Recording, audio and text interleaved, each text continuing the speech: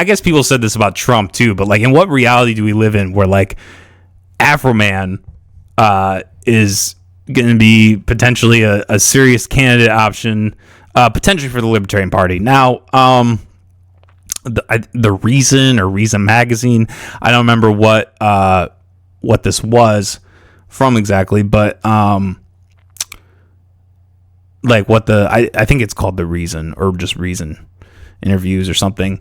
They put out this podcast episode with Afroman. Not really a huge fan of them. They've from what I understand, they have done some really kind of cruddy things for the Libertarian Party. Again, I don't consider myself a libertarian, just a strict anarcho-capitalist, but if I'm going to be sympathetic to a party, it would be the Libertarian Party, definitely. But regardless of that, they did an interview with Afroman, and they kind of titled it I mean, I didn't get to the tail end of it, so maybe he revealed it at the tail end, but like, it didn't really seem to me that he was like gung-ho for the Libertarian Party. It was more so just that he wants to be president and he wants to unify everybody and all that. Now look, I think Afroman got fucked in court. Well, not in court. In court, he actually did a pretty good job, but he got fucked after this whole raid on his house, and then he put out an album using his freedom of speech, and he got fucked. Like, he just got fucked after that. And like, I think him winning that whole thing in court was like magnificent, was great. And look, I think in that interview, he actually touched upon some pretty like salient things, right? Like, you know, he was talking about how these different branches in government, like, they're not really, you know, you always think of like the cops and the judicial system and XYZ, right? You always think of them as like they're supposed to be separate in theory, and they never are. They're all friends.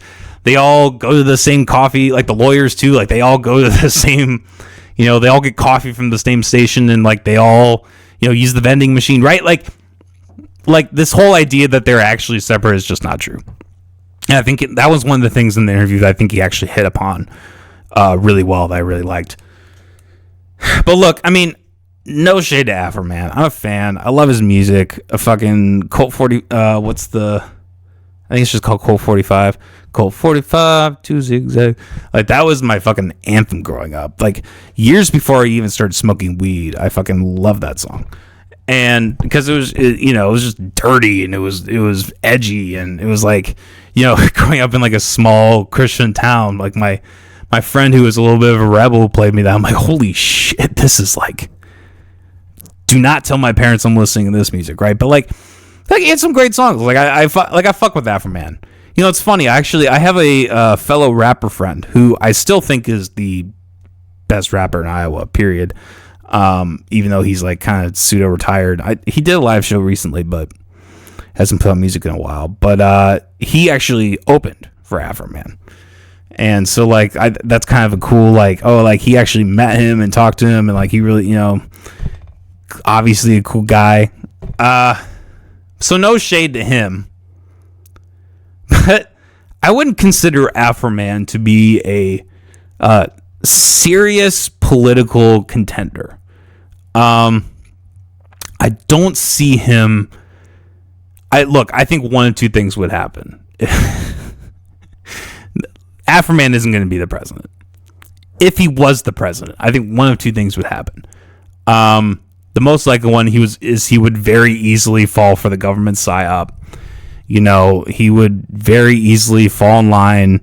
He would, like, when it's like a dog chasing cars, right? And then when the dog catches it, they don't know what the fuck to do with it. I think that would be Afroman. And he would, I think there are certain forces in that would steer him to do certain things that, like, just wouldn't be good for people, wouldn't be good for Americans. Because, you know, he had this, like, when I was listening to the interview, he had this very, like, again, I'm not trying to throw shade, but like he had this very childish view of the government, and just, or not even the government, this childish view of like what the government should be. You know, it kind of vocalizing like the minarchist view, where it's like, I want the government to be smaller. I want people to just get along. Like, these are like he talked about it like the way that like a 10-year-old would talk about it. How if they were like, what do you want to do to be president? They would be like, I want everybody to get along. I don't want these things to happen. I want to hold people accountable, et cetera, et cetera, et cetera.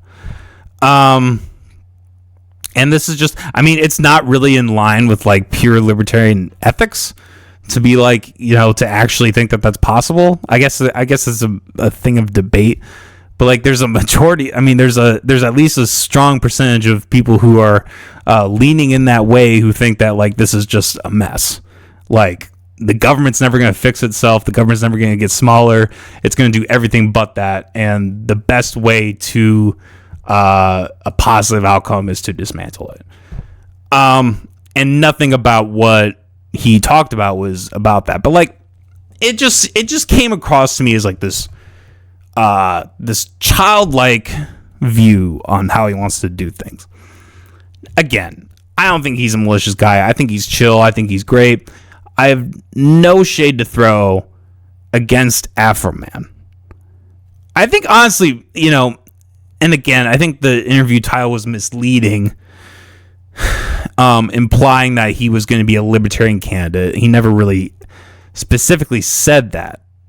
He said that he liked Republicans, he liked Democrats, he liked libertarians, he wanted to get along with all of them. He never actually said that he was going to be he was going to run for presidency under the libertarian ticket. However, I think this, to summarize this, to get to my final point on this, I think the reason why this is so eerily similar to Trump's rising, the thing that Afroman and Trump both have in common is they are populist candidates. It's a popularity contest with both of them. You know, Trump, he didn't have bad rhetoric. Like he said things that were really empowering to people, and I was one of those people at one point in time, who like fell for the whole gambit, right? That he was going to drain the swamp, he was going to do all these things.